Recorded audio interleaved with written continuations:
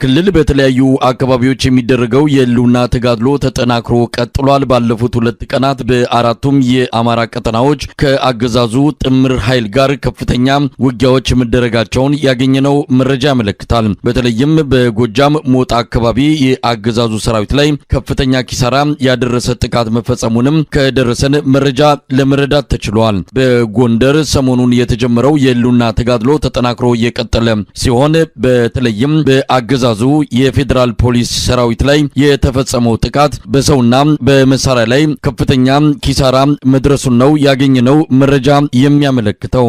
በአማራ ክልል ስላለው ወቅታዊ የተጋድሎ እንቅስቃሴ ዙሪያ የዘውትር ተሳታፊያችን የሰበሰባቸው መረጃዎች አሉ። ወደዛ አልፋለሁ።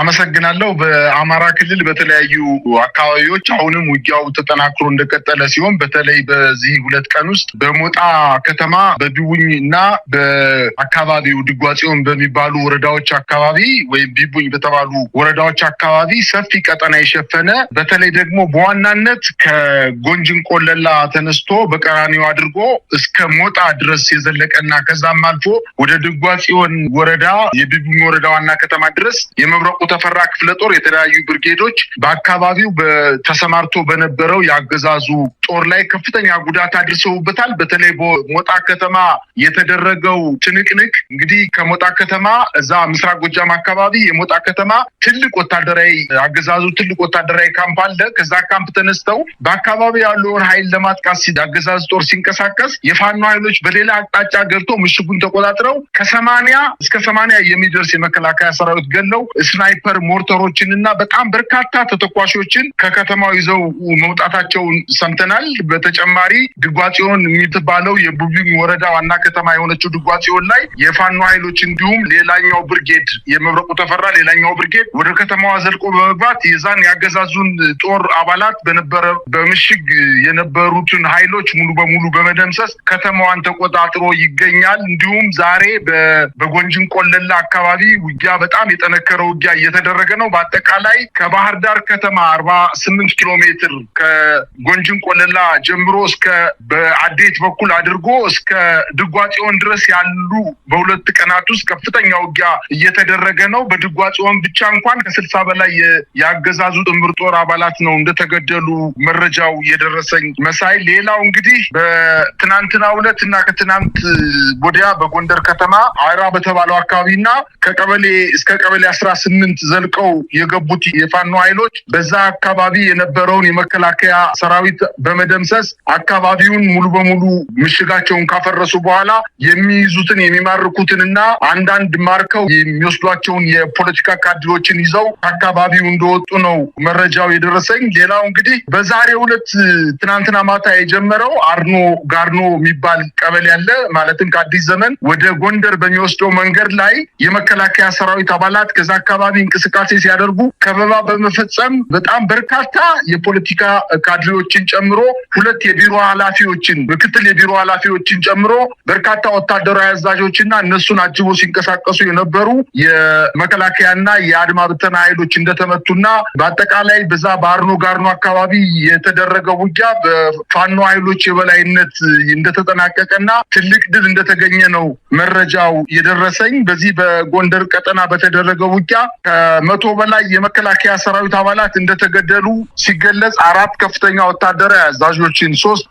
የራዲዮ ኦፕሬተሮችን፣ 3 የአድማ ብተና አዛዦችን፣ 1 የፖሊስ አዛዥን ጨምሮ ከ91 በላይ መሳሪያና ከ17,000 በላይ ተተኳሾችን በምርኮ እንዳገኙ ነው መረጃው የደረሰኝ መሳይ። ሌላው በሰሜን ሸዋ የከሰም ክፍለ ጦር የነበልባል ብርጌድ 1 ሻለቃ ሙሉ በዛ አካባቢ ከሚንቀሳቀሰው የከሰም ክፍለ ጦር ነበልባል ብርጌድ በዛ አካባቢ የሚንቀሳቀሰውን 4ኛ ክፍለ ጦር የተባለውን የመከላከያ ሰራዊት አባላት 1 ሻለቃ ሙሉ ውስጥ ለውስጥ በተደረገ የማግባባት ሂደት 1 ሙሉ ሻለቃ ከነ ሙሉ ትጥቁ ከአካባቢ ተሰውሮ ፋኖችን እንደተቀላቀለ ነው የደረሰኝ መረጃ የሚያመለክተው። እንዲሁም በአቸፈር በትናንትናውና ከትናንት ወዲያ መንግስት በዛ አካባቢ ተንቀሳቅሶ ሲቪሊያንን በመግደሉ ምክንያት የአቸፈር አካባቢ ሁለቱም ምስራቅ ሰሜን አቸፈርና ደቡብ አቸፈር ያሉ የራሳቸው መሳሪያ ያላቸው መንግስት እየፈጸመባቸው ያለውን በደል በመቃወም ሙሉ በሙሉ በአጠቃላይ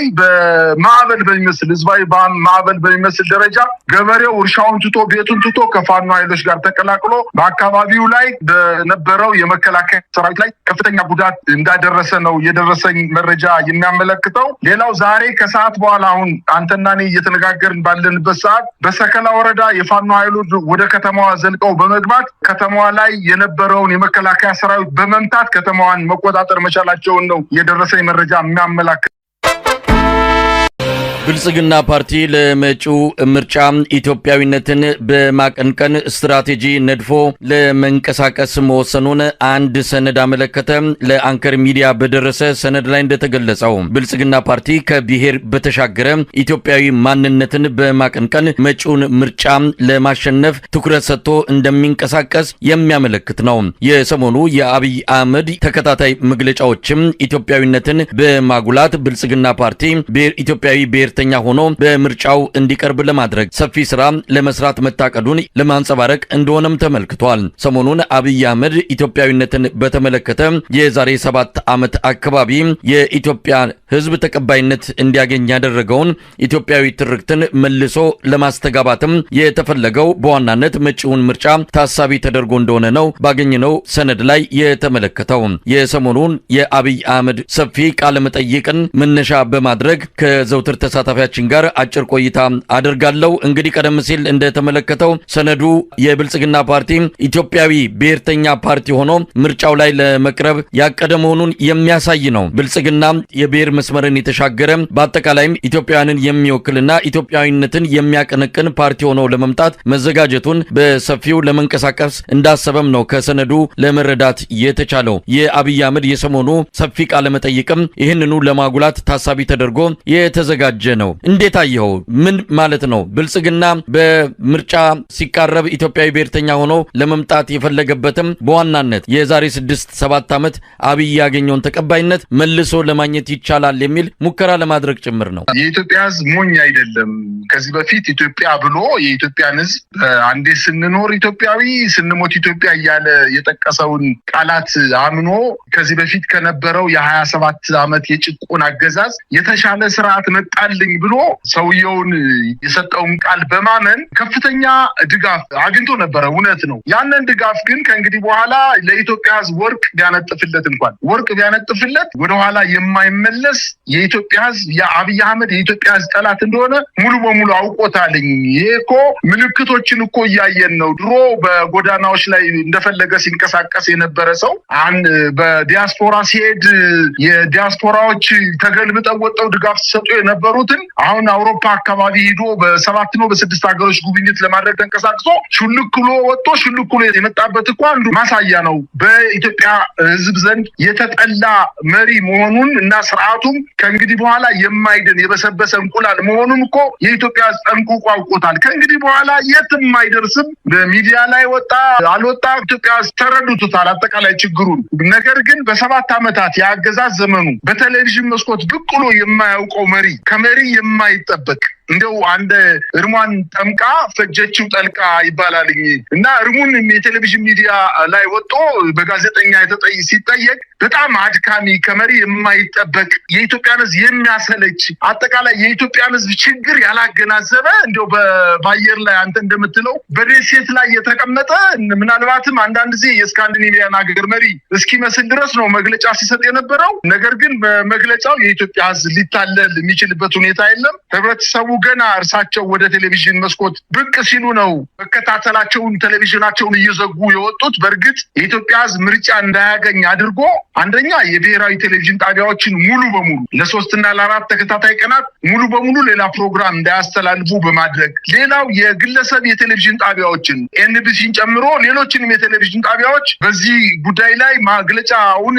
በቀጥታ እንዲያስተላልፉ ለማድረግ የክልል የቴሌቪዥን ጣቢያዎች 10 ምናምን ክልሎች ሙሉ በሙሉ የሰውየውን ዲስኩር እና በጣም አድካሚ የሆነ አሰልቺ የሆነ ኢንተርቪው እንዲያስተላልፉ በማድረግ ምርጫ እንዳይኖረን አድርጎ ነበር። ግን የኢትዮጵያ ሕዝብ ሙሉ በሙሉ በተለይ በአዲስ አበባ ከተማ ጠቅላይ ሚኒስትሩ በሚዲያ ላይ ሊወጡ ሲሉ ቴሌቪዥናቸውን እየዘጉ ማየት አንፈልግም እያሉ እየወጡ እንደሆነ ነው በጣም በብዙ አካባቢዎች ላይ ለማየት የሞከርኩት መሳይ።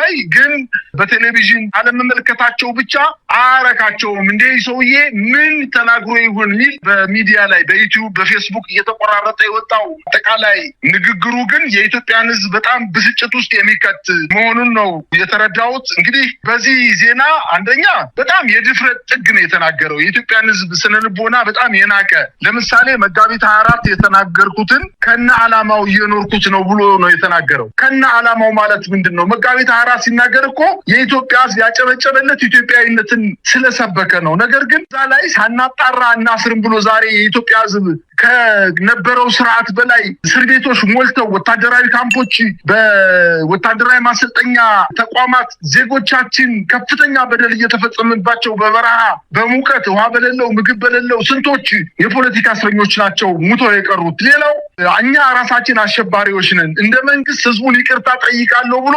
ከኢህአዴግ የሰራው ወንጀል በአንደበቱ ልቡን ሳይገልጽ በአንደበቱ የኢትዮጵያን ህዝብ ይቅርታ ጠይቃለሁ ብሎ አሁን ኢህአዴግ በ27 ዓመት ከፈጸመው ወንጀል እኮ አሁን በዚህ 2 ዓመት የፈጸመው በአማራና በኦሮሚያ ክልል በትግራይ ክልል የፈጸመው ወንጀል እኮ ተወዳዳሪ የሌለው መሪ ነው የሚያደርገው መሳይ። ሌላው እንግዲህ ስንኖር ኢትዮጵያዊ ስንሞት ኢትዮጵያ ብሎ የተናገረው ሰው እንግዲህ ምን እያደረገ ነው? ይሄ መንግስት ምን እያደረገ ነው? ብሔርን ከብሔር ዘርን ከዘር ሃይማኖትን ከሃይማኖት ከፋፍሎ ያገዛዝ ዘመኑን ለማምጣት ኢትዮጵያ የሚለውን ስም እጅግ በጣም የሚጠላ መሪ እንደሆነ እኮ የኢትዮጵያ ጠንቅቆ አውቆታል። ተቋማትን በተለይ ደግሞ የመከላከያ ሰራዊትና የደህንነቱ እንዲሁም የፖሊስ አካላቱን በአንድ ብሔር ሰግስጎ ይዞ ስርዓቱን የአንድ ብሔር ለማድረግ ከፍተኛ ጥረት እያደረገ አልነበረም እንዴ? ይሄ እኮ ከኢህአዴግ ጋር እኮ ስናወዳድረው በፍጹም የሚገናኝም አይደለም፣ ለውድድርና ለንጽጽርም የሚቀርብ አይደለም። ከላይ እስከታች ድረስ እኮ ሙሉ በሙሉ የአንድ ብሔር አባላት አድርጎ መከላከያውንም ደህንነቱንም ፖሊሱንም እኮ